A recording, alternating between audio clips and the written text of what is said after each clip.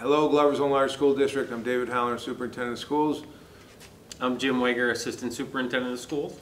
So this is our third required parent forum. You heard from Mr. Wager and I last week. We covered a number of topics. You heard from your building principals. If you haven't watched them, they're all available on our district Facebook page and our district website. Today's our last formal meeting to discuss remote plans K-5, remote plans 6-12, elementary shuttle bus runs, as well as screening protocols that we plan to put in place. Please understand, we know there's other questions out there. These are the last questions, the largest questions that we see. If you continue to have questions, please contact your child's building principal and they'll be able to answer those questions for you. We appreciate your patience as we've worked our way through this over this summer. We are confident that we are ready to open with a good plan.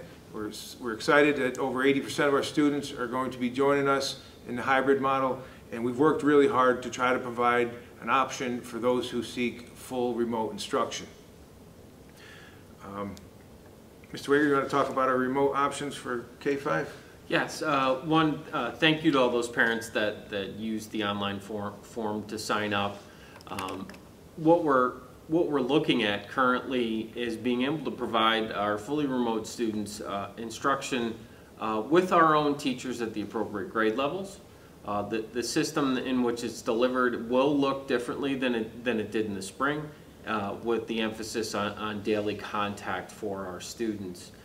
More information will become available on the exact form and function of that program in the coming week or so.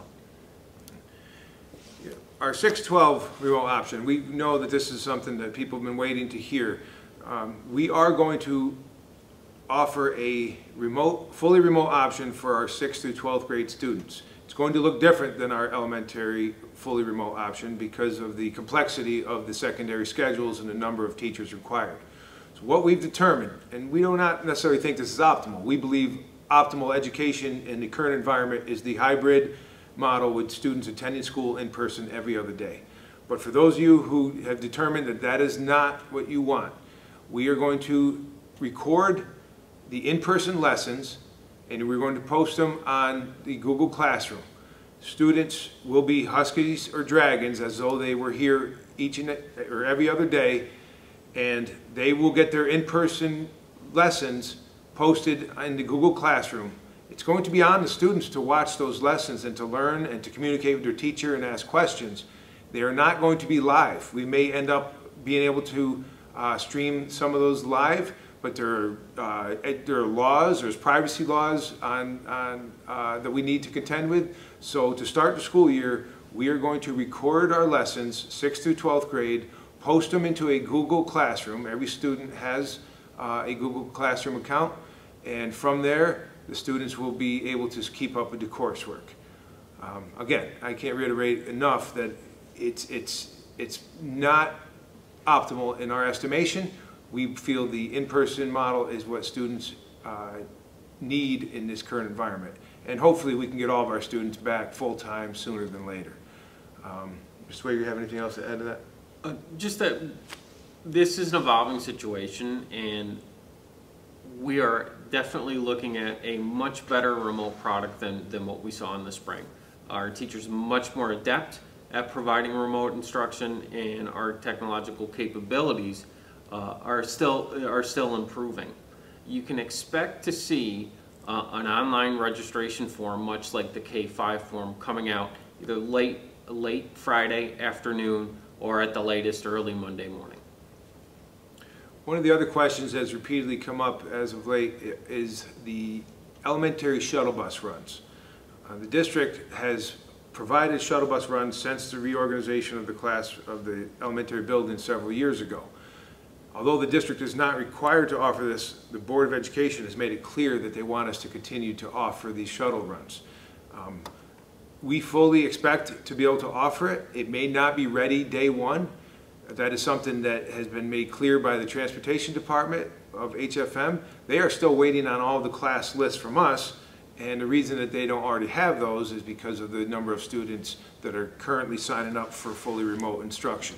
So Those parents who have in the past relied upon the shuttle runs, there are restrictions now as to how many students can be on a bus. Can't be any more than 20 to 21 students on a 66 passenger bus. So there's many limitations, and if you can provide transportation for your children, we encourage you to do so. Those who need the shuttle bus runs, please be patient.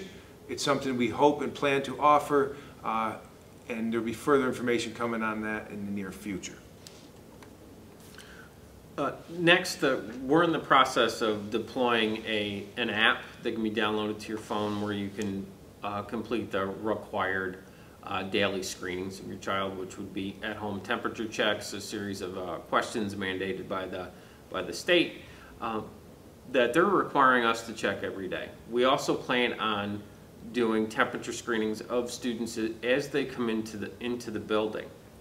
All staff and students have to have their temperature done each and every day to ensure that we're not allowing someone that's symptomatic with a fever of 100 degrees or higher to enter the building and potentially spread COVID or any other flu-like illness. So be on the lookout for that, and when it's available in the app stores, we will put that information out to you. We certainly encourage parents who do have thermometers to take their children's temperature and not send them to school if they are over 100 degrees. But we have made the decision that in every one of our buildings, we are going to we are going to temperature screen every student as they enter the building. We believe we can do this without creating a bottleneck, and with the reduced number of students here on each day, this is something that the district feels now that we are capable of doing. We understand a lot of people do not have thermometers at home, and we hope to cover this area for you. But that document that Mr. Wager spoke to, that is something that we definitely need parents to be able to do. If you do not have a phone or you do not have regular access to technology, we will set up a mechanism that will allow people to fill out those questionnaires periodically with a paper copy. Anything else you think that we left out? I don't believe so, other than letting the community know that we are committed to providing the best possible education and the safest possible environment for each and every child that attends a Gloversville school. Agreed. Just one other thing that popped in mind is athletics. I know a lot of people appreciate athletics. A lot of students, they like to come to school because of athletics. We are waiting to hear from Section 2. I'm told that a decision is going to be made next week as to what that might look like. So we certainly feel that athletics and extracurriculars are a rich part of the school experience, and we hope that students will be able to participate and compete this fall and this school year in general. Again, appreciate your patience and look forward to seeing your students in September. Thank you.